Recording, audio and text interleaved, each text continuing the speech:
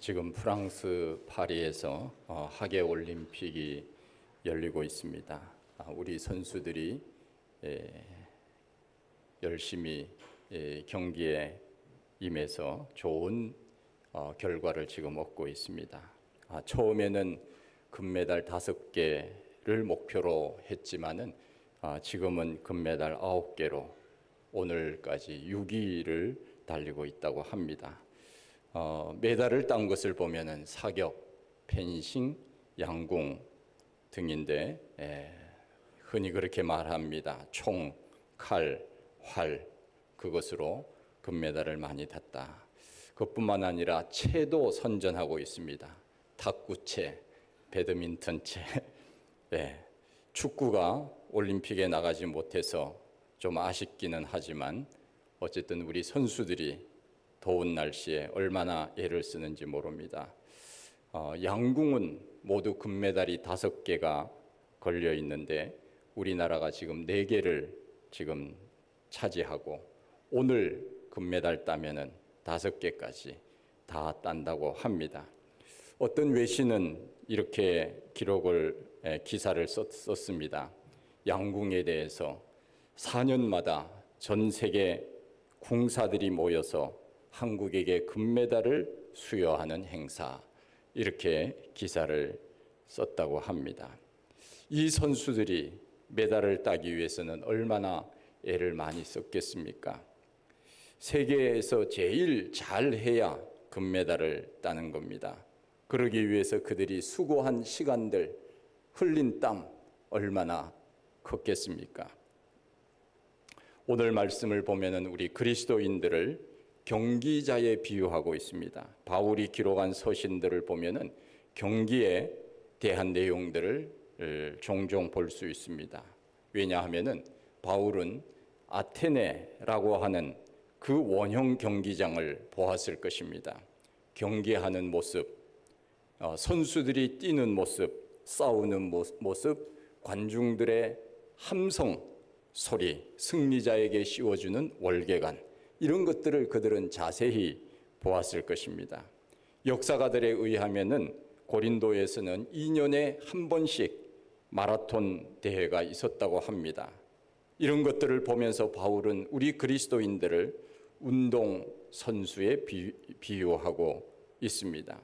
우리 그리스도인들이 운동 선수처럼 그렇게 믿음 생활을 해야 우리도 주님 앞에 섰을 때 면류관을 받을 수 있다고 하는 것을 바울은 알았기 때문에 우리 그리스도인들을 경기자에 비유합니다.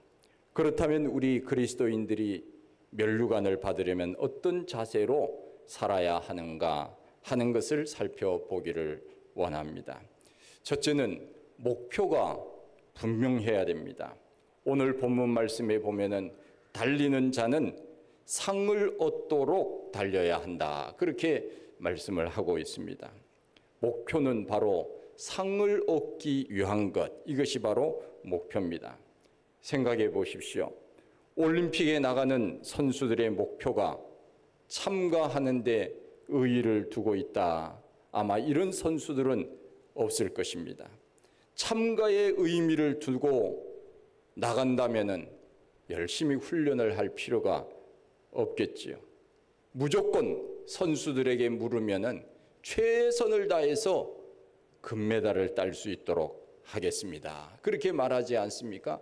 목표는 바로 금메달입니다. 이 말은 바로 오늘 본문에 나와 있는 말씀처럼 너희도 상을 얻도록 이와 같이 다름질하라 하는 말씀입니다.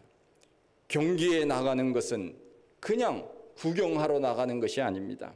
상을 얻기 위해서 나가는 것입니다. 내가 어떻게 하든지 최선을 다해서 내가 상을 얻어야지. 내가 목표는 금메달이지만은 그러나 금메달을 따면 좋지만은 그렇지 않더라도 나는 어쨌든 상을 받아야지 하는 그 각오와 결단으로 나가는 것 아니겠습니까? 그것이 바로 목표입니다. 목표가 분명하지 않으면 게을러지고 나태해지고 나가는 것이 재미가 없어지는 것입니다. 이런 말이 있습니다. 호랑이를 그리려고 해야 고양이를 그리지, 처음부터 고양이를 그리려고 하면은 아무것도 그리지 못한다. 호랑이를 절대로 그릴 수 없다는 말입니다. 바울은 운동장에서 다름질할지라도 다 달아날지라도 오직 상 얻는 자는 하나인 줄을 너희가 알지 못하느냐 말씀하고 있습니다. 이 말의 뜻은 상을 얻도록 최선을 다하며 경계에 임하라 하는 것을 말씀하고 있습니다.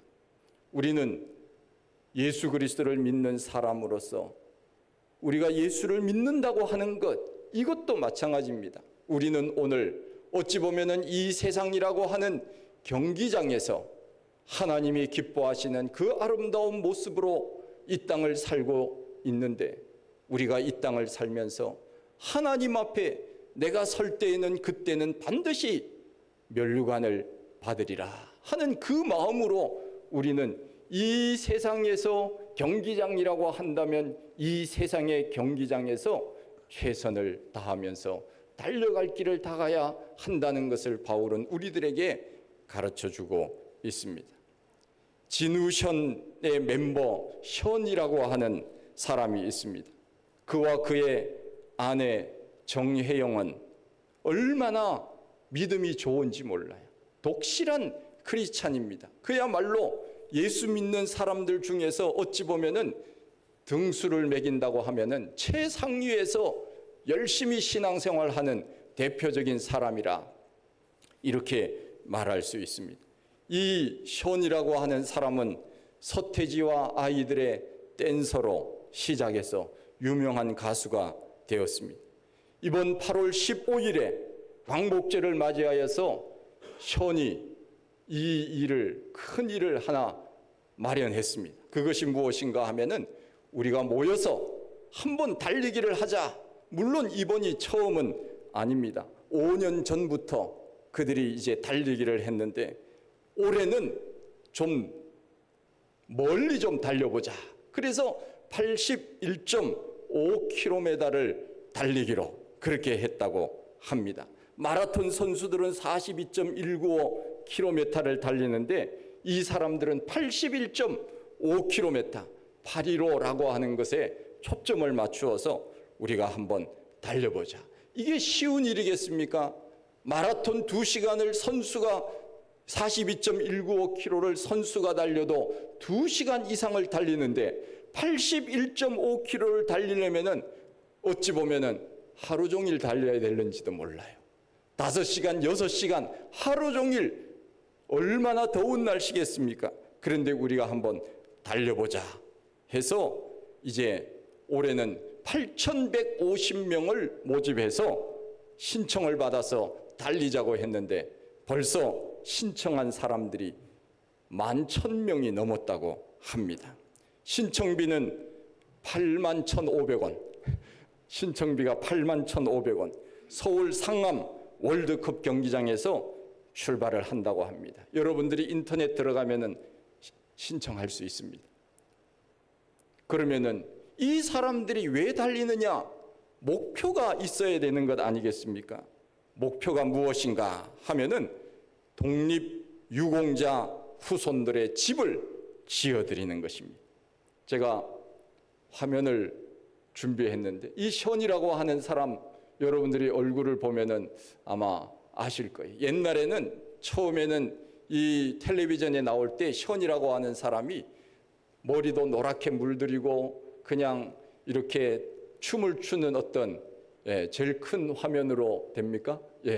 중간에 있는 저 사람이 인데 이 사람들이 모여서 저기에 보면은 이영표도 있고 정혜영 그 다음에 또 저 선수 이름이 뭡니까? 조원희 뭐 이런 선수들이 같이 이제 뛰게 됩니다. 그래서 우리 독립유공자 후손의 집을 지어주자. 그래서 신청금과 후원금을 받아서 독립유공자 후손 집을 다른 화면도 있죠. 아내랑 같이 이제 8월 15일에 이제 뛰는 것입니다. 그리고 이 사람들이 그것뿐만 하는 것이 아닙니다. 요양병원, 루게릭병 환자를 위하여 요양병원을 용인에 짓는데 218억 원이 모금이 되어서 올 12월에 이제 개원식을 한다고 합니다. 얼마나 참 귀한 일인지 모릅니다. 저 두 사람이, 저 부부가 힘을 모아서 그야말로 우리가 무엇인가 하나님의 영광을 위하여 이 땅에서 한번 그렇게 멋지게 살아보자 하는 그런 마음으로 이 부부가 의기투합하여서 일을 시작했더니 수많은 사람들이 모여서 그럼 우리도 같이 동참하겠다 해서 달리기를 한 것입니다.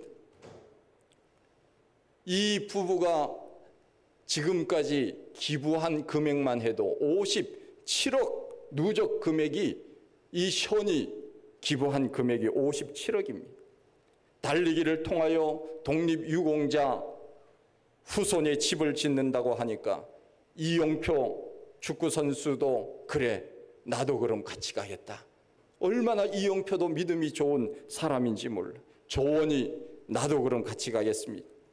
박보검 나도 그러면은 참여하겠습니다. 윤세화, 임시완, 이시영 이런 사람들이 같이 달리기에 참여하고 가수 아이유는 5천만 원을 기부를 했다고 합니다. 그리고 박보검이 광고하는 회사에서는 이 소식을 듣고는 야, 박보검이 우리 광고를 하고 있는데 그러면은 우리 회사에서 후원하겠습니다. 그래서 1억을 후원했다고 합니다. 이와 같이 분명한 목표를 가지고 하니까, 달리기를 하니까 사람들이 동참하여서 선한 영향력을 세상에 끼치게 되었다 하는 화면을 닫아주시오. 그런 이야기입니다. 얼마나 참 도전이 되는지 모릅니다. 우리가 이 땅에서 산다면은 아침에 일어나서 무엇인가 내가 해야 하는 일이 무엇인지, 내가 목표를 향하여 가는 것이 어떤 것인지 우리가 분명히 해야 우리가 일어나는 것이 재미가 있고 살아가는 것이 재미가 있지 않겠습니까? 목표가 없이 그냥 아무렇게나 살면은 사는 것이 재미가 없어질 겁니다. 그러나 내가 하나님의 영광을 위하여 주님 앞에 면류관을 얻기 위하여 내가 무엇을 할 수 있을까를 생각하면서 산다면 얼마든지 우리는 나이와 관계없이 할 수 있는 일이 분명히 있을 것입니다. 우리는 이 땅에서 분명한 목표를 가지고 살아야 됩니다. 올림픽에 나간다면 금메달을 목표로 해서 나가야 합니다. 우리의 신앙생활도 마찬가지로 금메달을 따도록 그렇게 목표를 정하고 믿음 생활을 해야 됩니다. 금메달 다른 사람이 따시고 나는 그냥 구경만 할게요. 그런 사람이 있습니까? 우리는 할 수만 있다면은 금메달을 딸 수 있도록 해야 됩니다. 우리가 주님 앞에 섰을 때 우리는 다른 사람들 다 면류관 받는데 박수만 치면 어떻게 되겠습니까? 내가 그 주인공이 될 수 있도록 애써야지요. 이 경기장에서, 이 세상이라고 하는 이 경기장에서 우리는 주님을 위하여 최선을 다하여서 살 수만 있다면 그렇게 살아야 되지 않겠습니까? 어떤 사람들은 이런 말을 하는 사람이 있습니다. 우리 교회는 부흥 안 돼도 다른 교회가 부흥되면 됐지 우리 교회까지 부흥할 필요가 있겠느냐고 그렇게 말하는 사람도 있습니다. 제가 그런 분들에게 이렇게 말해주고 싶습니다. 다른 사람들이 돈 벌면 되지 나까지 돈 벌 필요가 있느냐고 그 말하고 똑같은 것입니다. 금메달은 다른 나라 선수에게 양보하고 나는 은메달이나 따야지 그렇게 말하는 사람이 있겠습니까?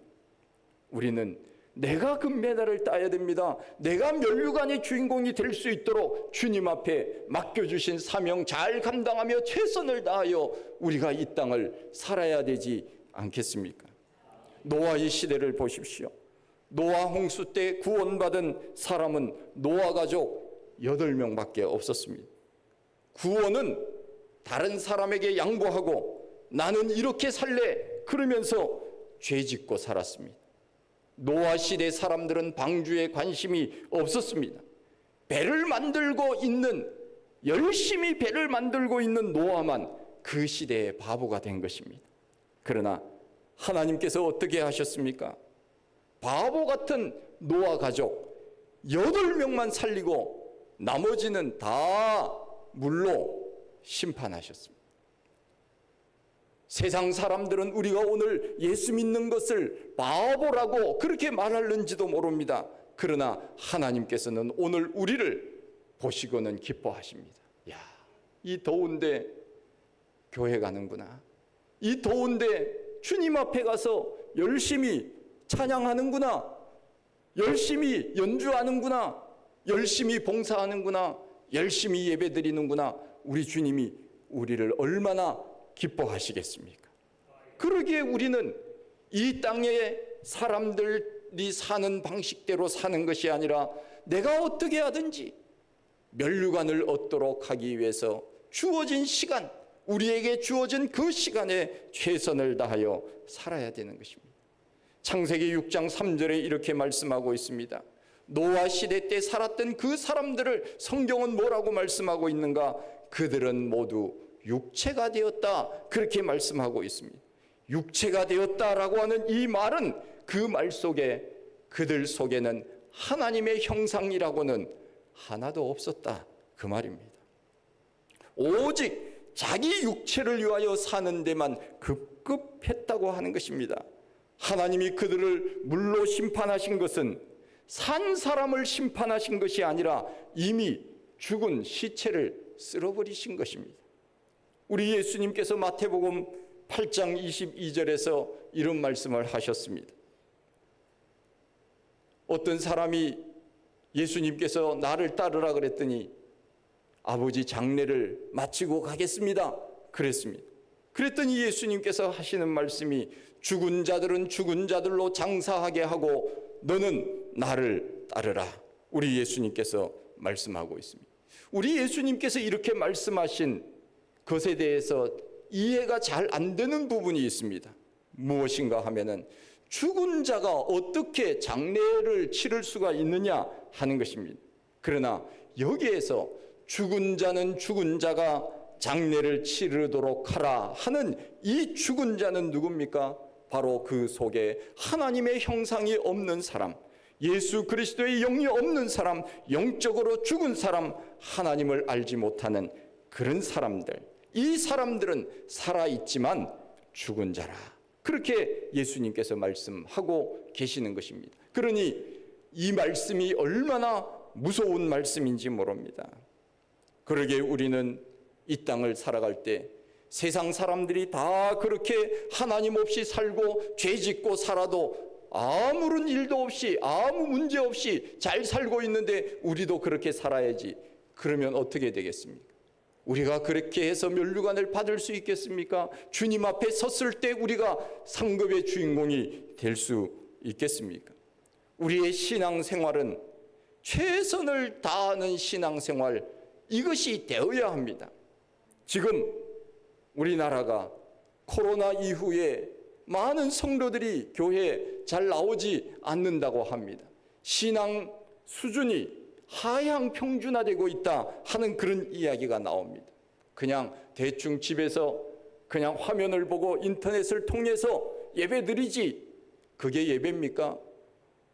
어찌할 수 없는 상황에서는 우리가 그렇게 예배를 드릴 수 있지만, 그러나 예배는 우리가 공동체가 모여서 하나님 앞에 나와서 함께 찬송하고 함께 영광을 돌리는 이 예배, 이것이 바로 진정한 예배이지, 집에서 화면을 통하여 드리는 예배가 그게 예배를 구경하는 것이지 진정한 예배겠습니까?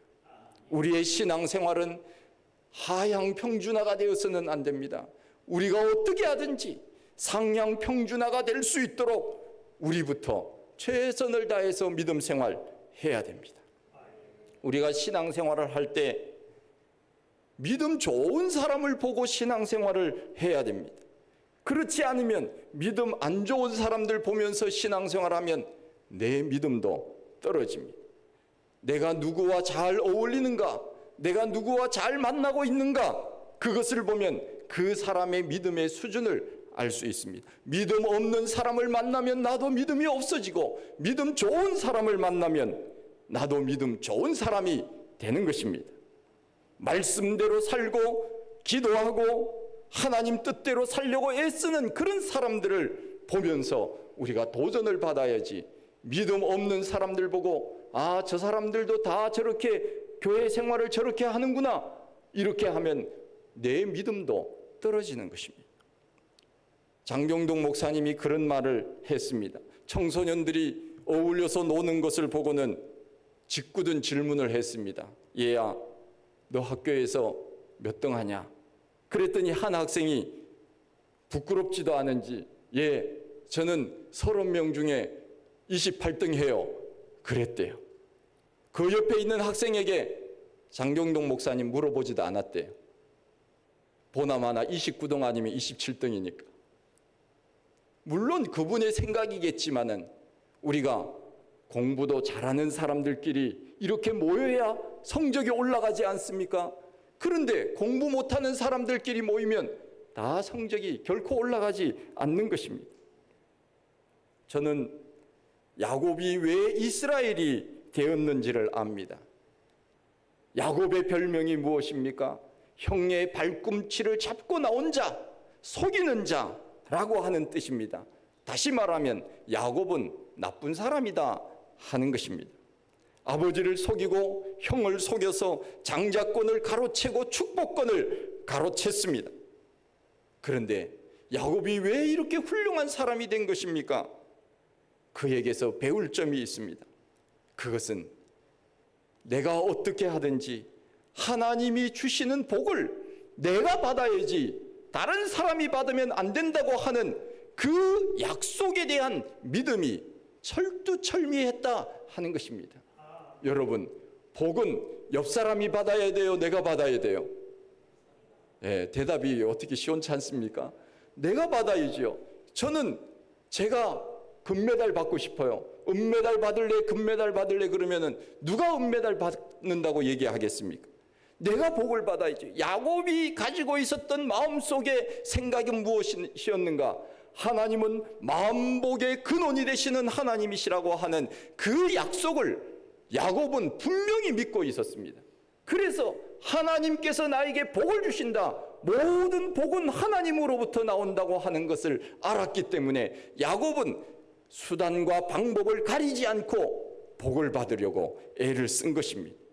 우리는 나쁜 것은 물론 배워서는 안 되지만은 야곱은 하나님께서 복을 가지고 계시니 내가 어떻게 하든지 저 복을 내 것으로 만들어야지 하는 그 약속에 근거한 믿음을 가지고 있었다는 것입니다. 우리 하나님께서 어떻게 하셨습니까? 너 이름을 다시는 야곱이라고 하지 말고 너 이름을 뭐라고 하라고요? 이스라엘이라 하리라. 이스라엘, 야곱은 속이는 자, 거짓말하는 자, 형의 발꿈치를 잡고 나온 자, 별로 좋지 않은 별명을 가지고 있었지만 우리의 하나님, 앞으로 너 이름을 야곱이라고 하지 말고 이스라엘이라 하리라. 이스라엘, 이것은 이것은 하나님이라는 뜻이에요. 하나님은 승리자다. 이스라엘이 오늘날 이 세계에서 큰 소리 치면서 사는 이유는 바로 이것입니다. 우리는 누구와도 싸워서 이긴다 하는 믿음에 근거한 자신감, 이것이 바로 이스라엘 사람들이 지금도 머릿속에 넣고 있는 거예요. 우리는 승리자다. 누구든지 덤벼라. 우리는 지지 않는다. 이스라엘이라고 하는 하나님이 주신 이 이름을 그들은 늘 지금 생각하고 있는 것입니다. 우리도 이와 같은 마음으로 살아야 됩니다. 하나님께서 나에게 복을 주시는데 왜 내가 그 복을 마다하겠느냐? 여러분, 하나님이 복을 주신다는 것을 믿으십니까? 믿으신다면 우리는 야곱처럼 그렇게 어떤 수단과 방법을 가리지 않고서라도 우리는 그 복을 쟁취하려고 애를 써야 됩니다. 새를 보십시오. 어미 새가 먹이를 물고 와서 새끼에게 줄 때 입 안 벌리는 새끼에게 절대로 주지 않습니다. 입 안 벌리는 새끼에게는 어떻게 합니까? 도태시킵니다. 차라리 그냥 밀어서 떨어뜨립니다. 그러나 입을 크게 벌고 나에게 주세요 그러는 새끼에게는 그 새끼에게 먹이를 다 줘서 그 새끼는 건강하게 크는 것입니다. 성경에도 나와 있지 않습니까? 입을 크게 열라 그리하면 내가 채우리라 말씀하고 있지 않습니까? 내가 복을 받아야지 왜 그 복을 다른 사람에게 양보해야 됩니까? 우리는 올림픽에 나가는 선수들처럼 그렇게 살이 타 들어가는 듯한 훈련을 할 수는 없습니다. 그러나 적어도 우리는 이런 생각을 해야 됩니다. 야, 나는 그래도 하나님 앞에 섰을 때 이 정도 신앙생활은 열심히 했다, 열심히 하는 편이다, 스스로가 마음에 그렇게 말할 수 있을 정도로 신앙생활을 우리가 해야 됩니다. 제가 오래전에 새가족 신방을 간 적이 있습니다. 제가 물었습니다. 집사님이시죠? 그랬더니 이분이 하는 말이, 목사님, 저는 날라리 집사예요. 그렇게 얘기하더라고요. 본인도 다 알아요. 날라리 집사인지. 본인이 신앙생활을 어떻게 하는지 스스로가 알고 있습니다. 우리가 그렇게 말하면 되겠습니까? 제 아이가 일주일에 교회를 3번 나간다 그러더라고요. 그래서 언제 나가냐 그랬더니 주일 예배, 수요 예배, 금요기도회 3번 나간대. 그래서 참 열심히 참 신앙생활을 한다고 제가 칭찬을 해줬습니다. 그것도 학교 기숙사에서 교회까지 1시간이 좀 넘어요. 거리가 굉장히 먼 거리입니다. 버스 타고 거긴 싱가포르에는 별로 자동차를 많이 가지고 있지 않기 때문에 워낙 자동차가 비싸니까 사람들이 힘듭니다. 그래서 버스 타고 1시간이 넘는 거리에 그렇게 다닌다고 합니다. 그 학교는 또한 공부가 굉장히 빡세기로 유명하지 않습니까? 그런데도 예배생활, 봉사생활 열심히 하려고 애쓰는 그 모습을 보면서 제가 응원했습니다. 그래, 참 공짜는 없을 거야. 열심히 하면 하나님께서 복을 주실 거야.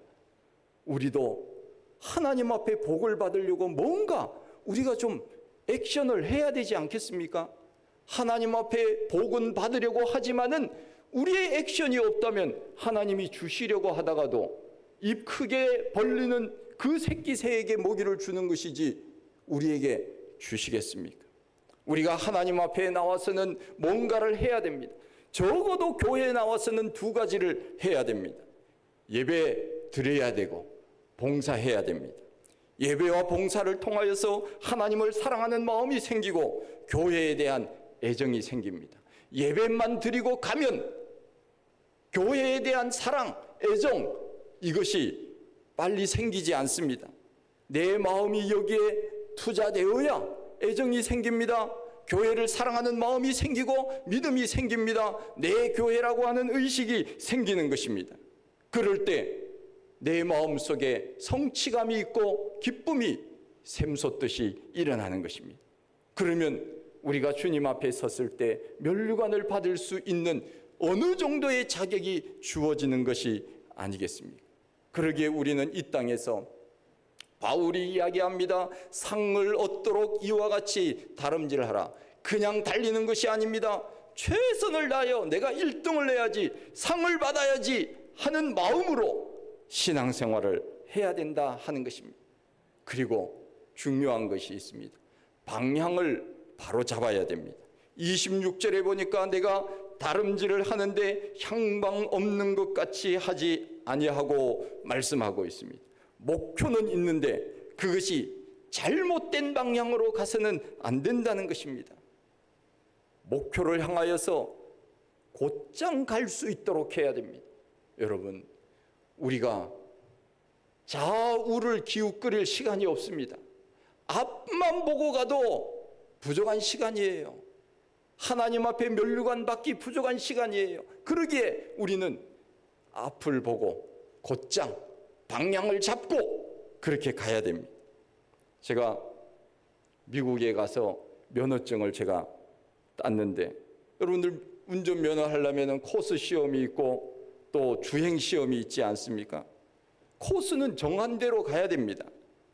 제가 한국에서 국제 면허증을 가지고 미국에 갔더니 이 미국 사람들이 그걸 인정을 해주지 않는 거예요. 한국에서는 뭐 다 인정해 준다고 했는데 도대체 외교부에서는 뭘 하는지 모르겠어요. 가니까 인정을 안 해주는 거예요. 그래서 다시 따라고 그러더라고요. 그래서 제가 다시 시험을 쳤습니다. 필기시험, 주행시험을 쳤는데 필기시험은 각 나라 언어로 시험지가 나와서 얼마나 다행인지 몰라요.